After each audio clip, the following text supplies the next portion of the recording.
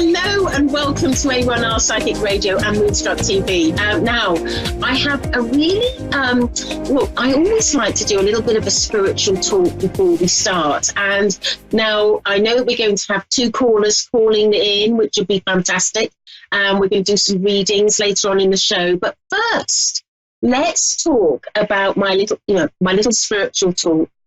And for some of you who know me well, you will know that I connect to the spirit world of my guides every day, and I send out healing every day, and I have messages every day from my guides, and it's just quite phenomenal. Sort of some of the messages that I get. I really love this work and love that connection that I'm able to have with the spirit world.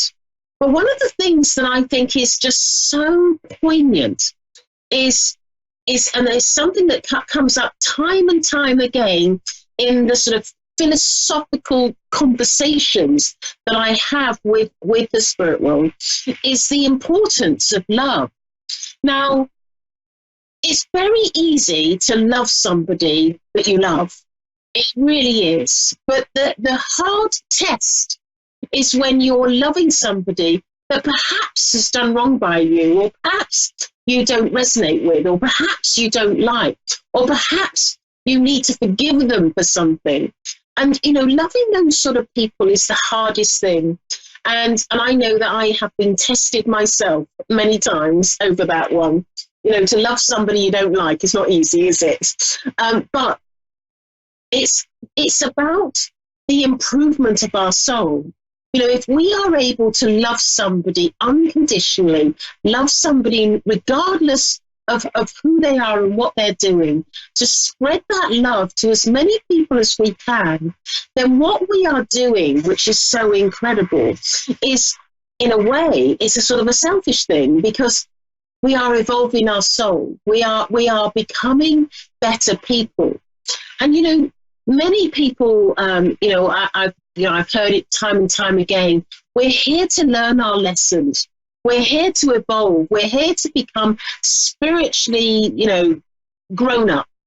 And I think that if we can grasp that concept of loving people, whoever they are, being supportive to anybody that comes our way, and just spreading that love, and therefore, what happens when we spread that love is we actually become lighter.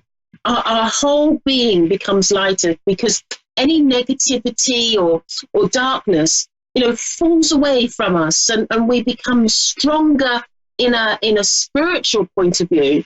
We become stronger and we become lighter, and we are in the light. And so it's so real. It really is so important to think about how we can spread as much love as we possibly can to as many people in the world. Now, an example, I was thinking of an example, that perhaps we can sort of think about is, there's a city in America called Savannah, and Mr. Oglethorpe from England was the person that wanted to set up and discovered the area and wanted to set up the area because he thought it was just perfect for his purposes. And one of the things that I thought that was so incredible about him is he formed a fantastic relationship where others were not, from the UK. They weren't being so favourable towards the indigenous North American Indians. They were, and so he had this fantastic relationship with the local tribes that were around the Savannah area. And in fact, he took some of them back to England to meet others. And I think that, it's an example that, I just have to take my hat off to him. That's an English expression. I don't know if it crosses the pond, but it's like I take my hat off to him that he is is able to be friends and befriend people who were not from the same background or the same culture, that were not perhaps where others were not succeeding, he succeeded. And I think, President Moon of South Korea, he made it his, he was quite determined that he wanted to befriend, North Korea. And I think that he showed love to people. And I think it's just sort of so incredible how, what a difference it makes to the world if we can spread that love. When we think about what a difference it makes to the world, if we take that sort of, a step further, I wonder if we all did a little bit of this, if we all, decided to get up in the morning, let's say tomorrow, and we're going to give some love to somebody that perhaps we wouldn't normally, or, somebody that we wouldn't normally talk to, perhaps we would say hello and with a smile, or somebody that isn't, just isn't sort of the sort of person that we would want to associate with, but we show compassion or care, or and all those qualities are showing love. And I wonder, what or how different our world would be if we did this. How different we would find if everybody just showed, tomorrow. This is a really interesting concept, isn't it? Tomorrow we get up in the morning and we say, right, okay, tomorrow this is going to be a day of love. So the people that we come across, the people that we meet, we will always show that love and show that sort of compassion. And wouldn't that be amazing? I wonder how different our world would be. Something to think about, I'm sure. Now, I know that we've got a caller waiting, and I believe we have Tina in Carson, California. Are you there, Tina? Yes, I'm here. Hi. Hello, and welcome to the show. Now, I am a medium, which means that I am able to connect to loved ones in the spirit world, or I can speak to my guides and give you guidance. Is there a particular way that you would like me to work? Yeah, I'd love to hear from my loved ones, if that's possible. Okay, who would you like to hear from? For my mother, my father, yeah. Okay. Hello? Okay. Yes, I'm still here. I have a lady that's just come straight in, and I'm hearing mum, mum, mum. I just feel I feel that I have your mother that has come straight in. And she's showing me, she's like lifting up my hands, and she's showing me her hands, and she's making me feel as though they were sort of like workers' hands, or there may have been sort of calluses on the hands, or I feel that she would have worked hard in her life. Would that make sense to you with your mum? With her hands, yeah, she was. Yeah, she was always busy, always taking care of everybody in the family, Because I just get that feeling that she had workers' hands. And she's showing me sort of like soapy water and putting her hands in soapy water. And she's saying to me that she never sort of protected her hands. She makes me feel like she wouldn't bother with gloves or things like that to protect her hands. And do you remember that about her? Yeah, I do. Yeah, and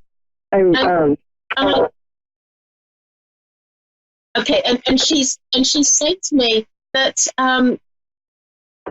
she was always when she was alive. She's making me feel as though she's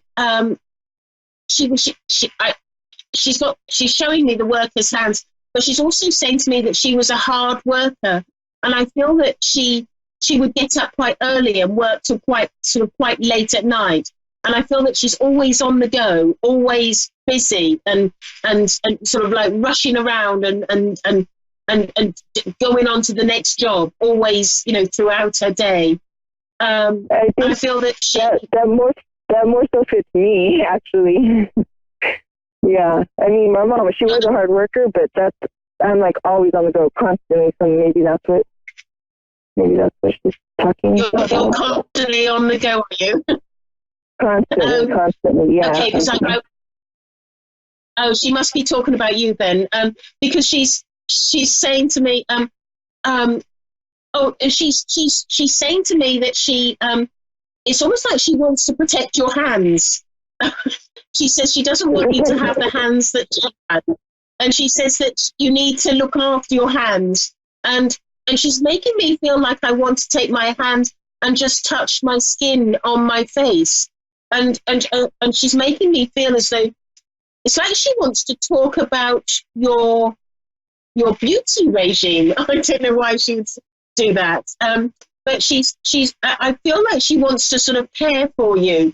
And she makes me feel like she's sad that she, because I feel like she had such an emphasis on sort of caring for different members of her family. And I feel like she's got this sadness. There's a sort of a sadness that she can't do that anymore.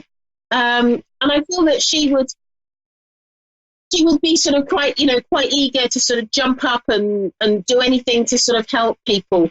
But she's also, I'm also seeing like she's put a pin in my mouth, and I feel like I'm altering a skirt, or dressmaking, or there's something to do with clothing. I don't know whether I'm just pulling up a hem or whether I'm actually making the whole skirt. I don't know.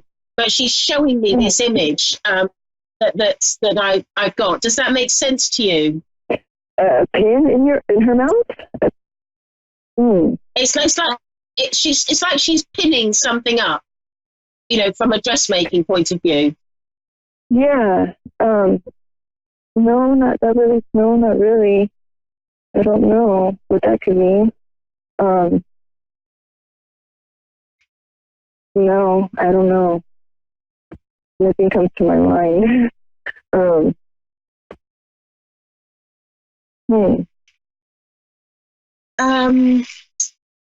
I'm just wondering whether I've got somebody else then that's come through, because I'm getting this quite clearly in my in my clairvoyance.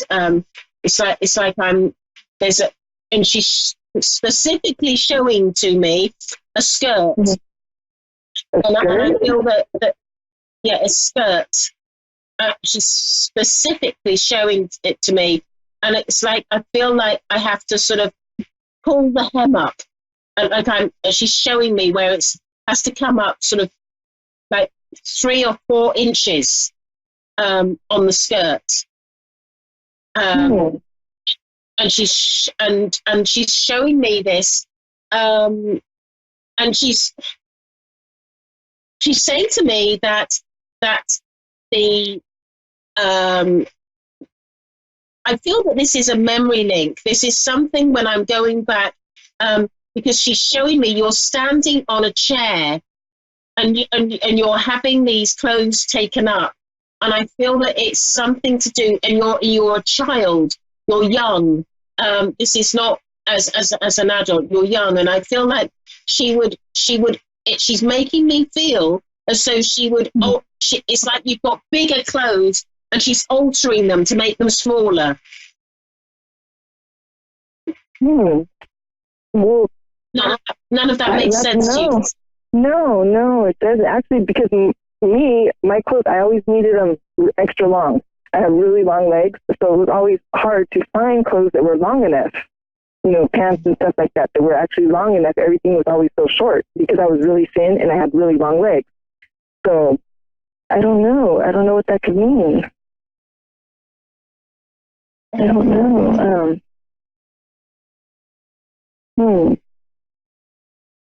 Well, I'm not going to push the point because I feel with her that she is.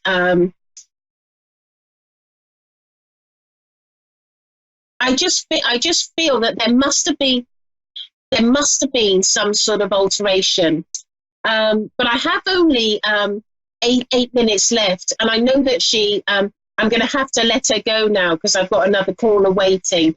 Okay. But I want you to know that I was seeing this image of her altering some clothes, and I just get this feeling that she's hard working with her hands, and I get that feeling that she misses out. She feels like she's missing out on supporting the family and helping the family. And I feel like she feels like she wants to still be here, like doing everything for everyone. And I feel that like in that way about her, I feel like there's this sort of busyness with her. Yeah, she did, that's so true. She said over and over she didn't want to go, she wasn't ready, she didn't want to leave, and I just wanted to, that's why it's like so hard, because I know how badly she wanted to be here with everybody, and and she's drawing my attention to Thanksgiving as well, and I feel that this is like Thanksgiving and Christmas are the two difficult times that she struggles with not being here. But I'm going to have to go. But thank you very much, Tina, for calling in. Thank you so much. I appreciate it. All right, thank you. So I have Sharon in Stratford, Connecticut. Are you there, Sharon? Hi, yes, I'm here. Hello, Sharon. Hello? Right, so I'm a medium, and I can connect to loved ones, or I can give you guidance from my guides. Is there a particular way that you would like me to work? I'd like some guidance, please. Okay, and we've only got about 6 minutes left of the show. Could you just point me in the direction of where you'd like guidance? Well, I don't know. I'm just not right. Something's off with me. I'm very angry, and I'm just not happy, and I don't know what it is. I only heard the last bit. You're not happy. So no, I don't know why. Okay, yes. Right. Well, what I will do is I'll put you on the on my healing list, so that so healing is going to be sent to you, and I will look to see what we can do. And connect. Is there a spirit around me? Because my father died in 1971, and I haven't seen him or heard from him. But last week he appeared to me with a whole bunch of yellow roses. Right, and I wasn't sleeping or anything. He just appeared. Yeah. Okay. Well, I've got 2 questions now. But let me just answer the first thing. Now, the first thing that I want to say to you is that your health is. I feel that I'm being shown some of the food that you're eating, and I'm being told that you're like, I feel like you're not always eating the correct food. Would that make sense to you? Okay. Does that make sense to you, Sharon? That I'm not eating the right food? Like, I feel like sometimes you're not always having healthy food. Yeah, that's true. And I'm being shown. Do you like pizzas? Yes. And because I feel that you eat quite a few pizzas, and I'm being told that it's almost like you need more vegetables, more fruit, more sort of like really sort of healthy food. And I'm being told that your mood would be lifted if you ate more healthily. And also, I feel that you don't have enough oily fish in your diet. You're lacking in omega-3. Okay. Is what I've been told. Right now,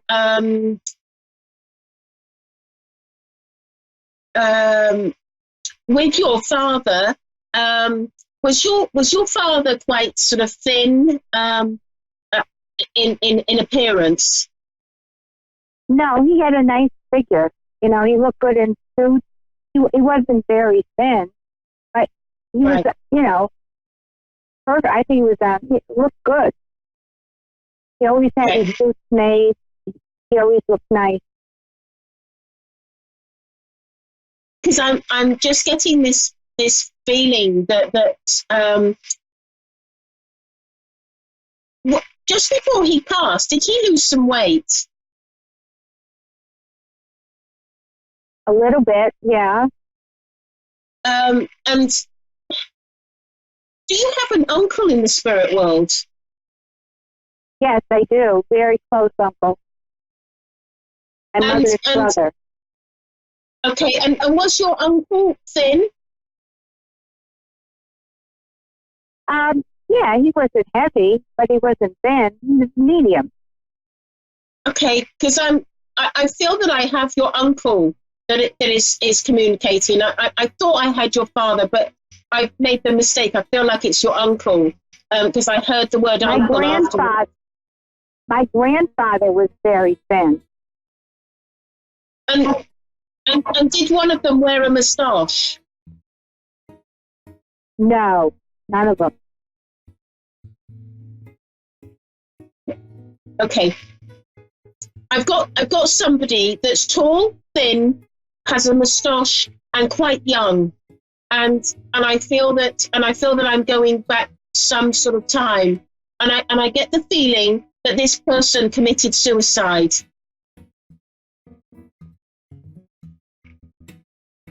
I don't know. I don't know. I get the feeling that I'm being told that he hung himself. Oh my God. I don't know anyone that did that. Oh. No one in my family.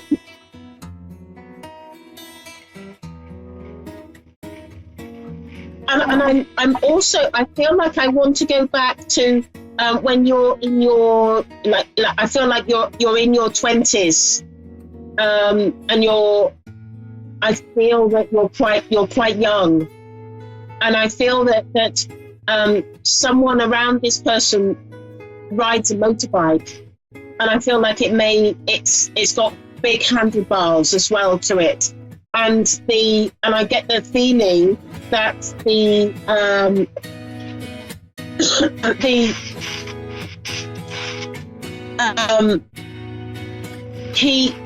got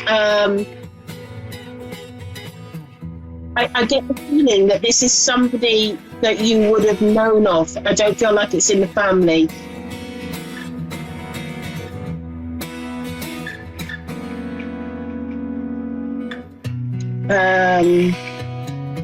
Does that make sense to you? No, I don't know anyone that did that committed suicide. And I also get the feeling that he would have known you when you were at school.